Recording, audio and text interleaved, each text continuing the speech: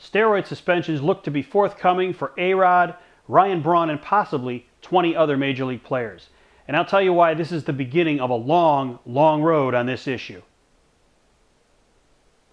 ESPN's Outside the Lines is reporting today that A-Rod and Ryan Braun and possibly 20 other Major League players will be suspended in the week after the All-Star break for performance-enhancing drugs. And what this means is that both Braun and A-Rod could be subject to 100-game suspensions, even though neither of them has really tested positive for performance-enhancing drugs in Major League Baseball. It's all because of their association with the Biogenesis Clinic in Florida and Anthony Bosch, the man who ran that clinic and who was providing most of the information to baseball for these suspensions.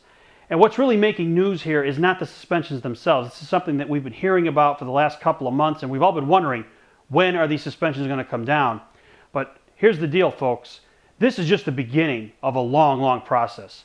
These suspensions will be given out, they'll be appealed, there'll be hearings, there'll be court dates, there'll be depositions, there'll be back and forth. I mean, this is something that potentially could go into deep into next year before we have some kind of resolution or even see any players suspended for any games and missing any time. And it's really a sad state of affairs in baseball. As I've said on this show many, many times, now that baseball has a drug testing program in place, let it take care of itself.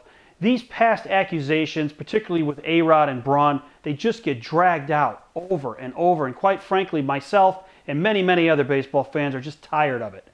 Baseball's trying to clean up its image, and Bud Selig is trying to make himself look good, and that's the only reason for these suspensions of A-Rod and Braun if they come forward, and the other players. They're just trying to make baseball's just trying to make itself look good.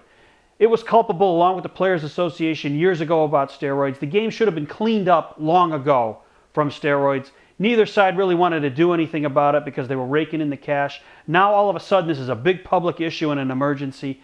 To me, it's going to play out over the next year or so, and it's just more background noise for us. If I were you, I would go out there and just enjoy the sport of baseball. Don't let these steroid suspensions get you down. It might affect some of your favorite players, but the bottom line is, if these people are guilty, let baseball go ahead, take its process and suspend them, and then let's just be done with it and move on from there, even if it does take into next year. But for the rest of us, let's just go out and try to enjoy the game as much as we can. We're going to hear about the names as they come out for guys suspended.